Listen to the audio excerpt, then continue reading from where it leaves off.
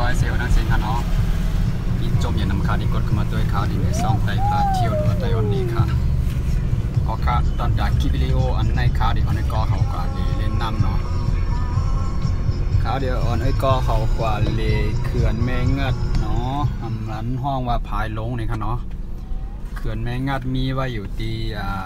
จีวิงเมแตงเจดอนเกียงใหม่ค่ะอำนั้นห้องว่าอำเภอเมแตงจังหวัดเกียงใหม่เลยค่ะเนาะ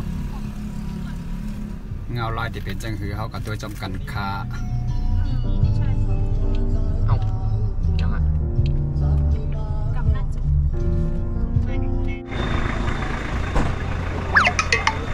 ขึ้นมาบอกกับต่างสุดเนาะมาเขื่อนให้งัด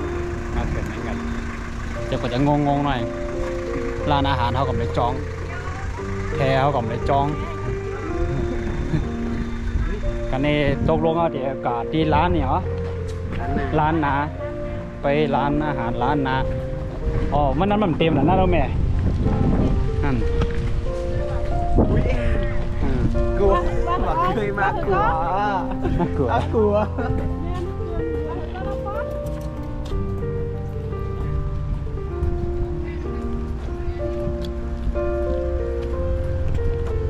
กำฮอดีกับจังคือ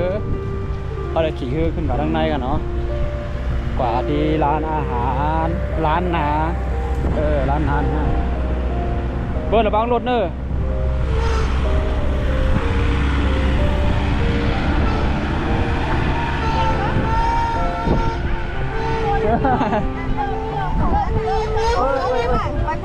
ผิวโอ้ยขอบคุณค่ะ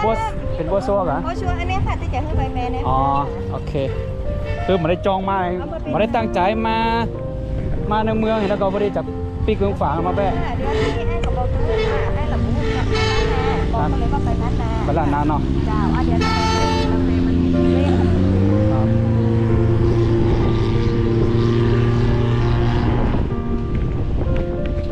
ันเล่น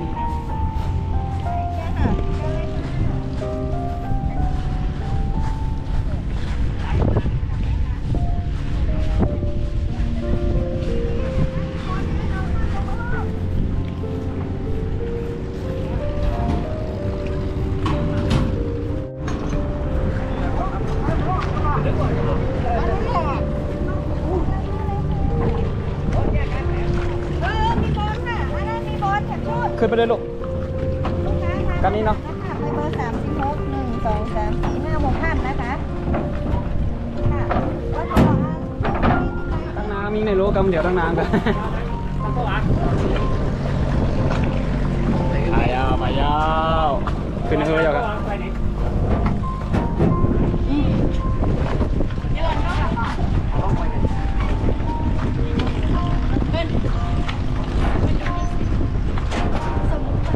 ก็ยังก็ขึ้นเนี่ย600 บาทนะเอาขี่ห้องบาทนึง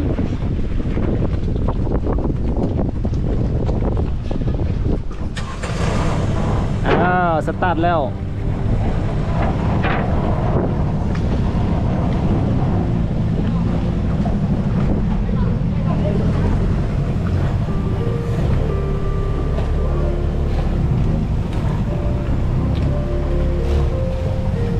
ถือว่าพี่โก้จากเครื่องเว้ยถ่ายรูปมาไกลลงหูก็ลง2 คนนั่งสวยแล้วไปแล้ว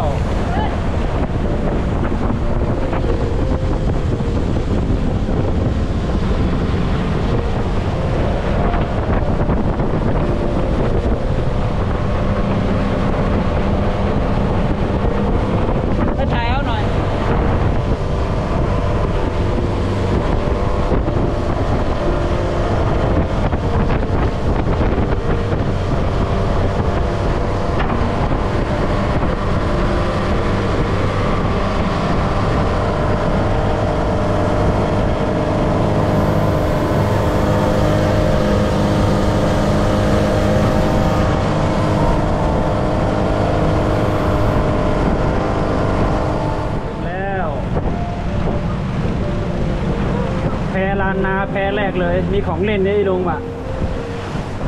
นี่มาถึงแล้วครับแพลานนาถึงเยาคาโน่นมีข้างบนก็มีอีกร้านหนึ่งชื่อร้านนี้นี่หลายที่วะต้องพูดว่าถ้าจะดู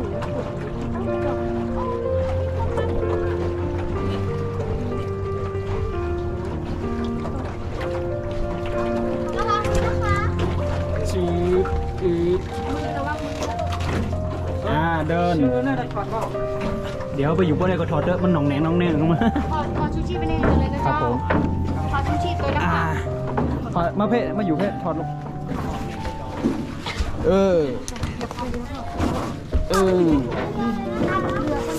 เข้าแล้วเล่นเนี่ยประมาณ2 ชั่วโมงเดี๋ยวนี้กี่โมงเดี๋ยวนี้บ่ายโมงครึ่ง2 ครึ่งประมาณ3 โมงครึ่งเนาะประมาณ3 โมงครึ่งเนาะแล้วก็เล่นประมาณ2 ชั่วโมงเขาอยู่เนาะ3 โมงครึ่งมาถึงตอนนี้บ่ายโมงครึ่งครับ3 โมงครึ่งโอ้ได้หรอต้องไปเชียงใหม่เล่น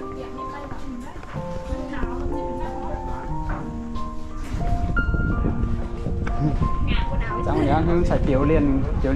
ยวได้รู้ชูชีพเนี้ยน้องใครเล่นนำครับวันนี้ไปขี่เฮือนกันนั่นนี่ไปสั่งอาหารได้ลูกแม่ว่าเหลือได้ที่ก่อนกันไฟจะเป็นราคา2ครับ3 โมงครึ่งนะครับเดี๋ยวมารับอย่างเร็วเลยไปคนเดียวถ่ายรูปได้พวกเราผมไปแล้วบอกให้รีบกินข้าวเรียบร้อยก่อนเป็นโอกาสมากเราเคยมาแล้วเดี๋ยวครั้งเดียวเองเอาไอ้นี่มาแ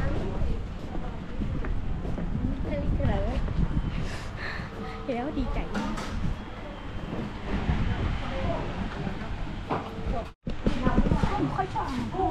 บอลสั่งอาหารลูก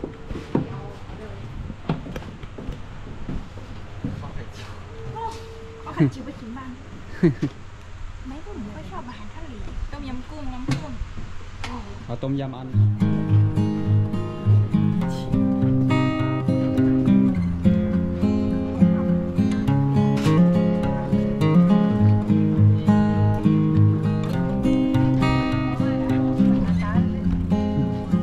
ไข่สไลเดอร์เนี่ยจากข้างบนลงมาเลยนะ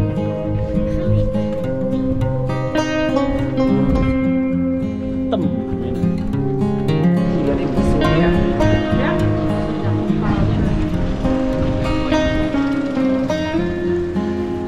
ครับไปก่อเขาพอดีมานะอย่างนี้หมดเตี่ยวกีฬามาอย่างนี้เตี่ยวกีฬามาพวกนั้นได้เจ้าเตี่ยวกีฬาเดี๋ยวพวกก็มีเจ้านะน่าเตี๋ยวไม่ได้เป็นเจ้านะเตี๋ยวฝรั่งนะโอ้ชอบตับมาละฮอนลงเลยไปเบิร์ดร้องกันเลยลูกนี่ลงมานี่เลย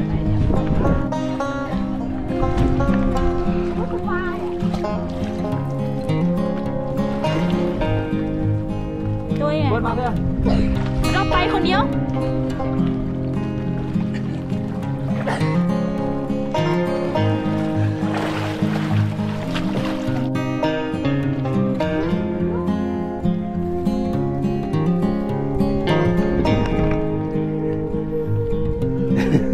เพื่อนต้องรอพ่อกันหน่อยพอไปอยู่ข้างล่างนะ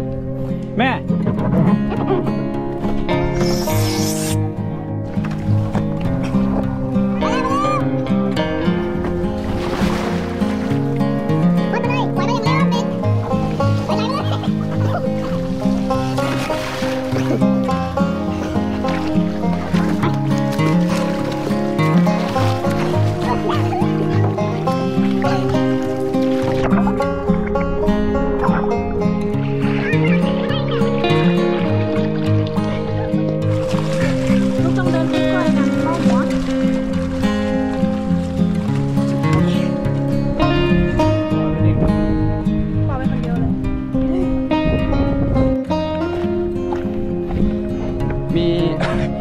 งดิ่งไม่เด้งดึงเล่นด้วย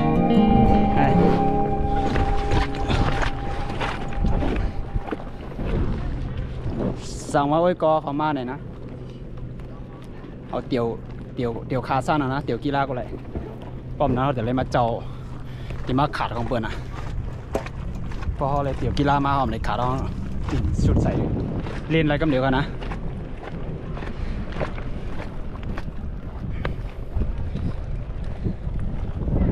ตั้งบนก็มีร้านอาหารนะนู้นมาบนเรือ2 ลำออกมาบนเอาวะเอาบนเอาเลย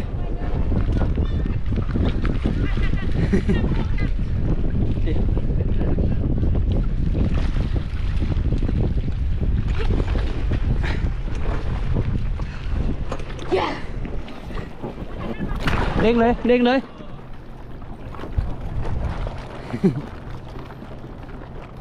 โดดเด้งงั้นไงมันต้องลงมานี่มาอย่างนี้อ่ะตีลังกาแล้วเล็กๆก็เรียนอะไร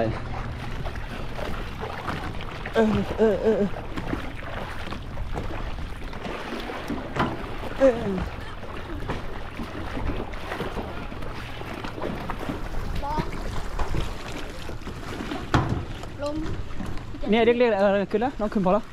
เล็กๆน่ะ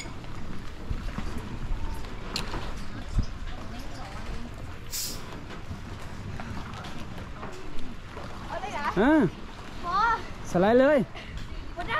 สไลด์ลงเป็นไงนี่กู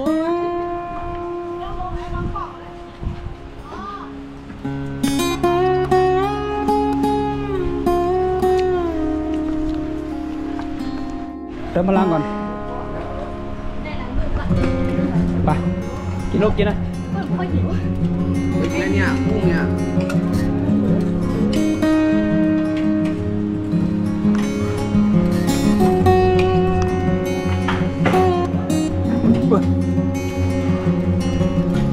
นี่ยัง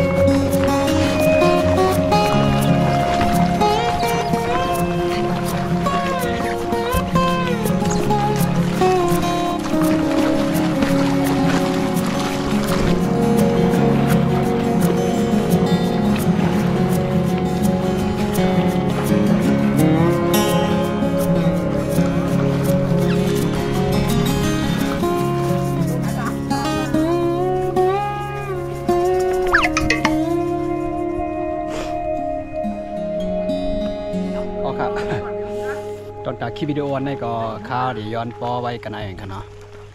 ยินจมเห็นมั้งครับที่กดเข้ามาตัวอันนี้เป็นคลิปวิดีโออ่อนอ้อยกอเขามาเรียดีเขื่อนแมงงัดเนี่ยเนาะอยู่ที่อำเภอแม่แตงจังหวัดเชียงใหม่ค่ะเนาะ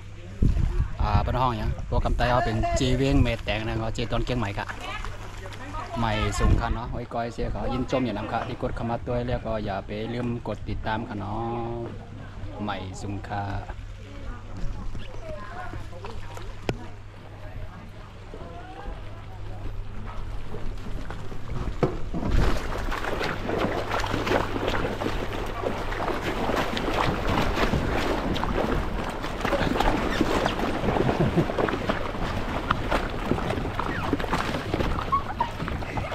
พายมาเลยพายกลับมา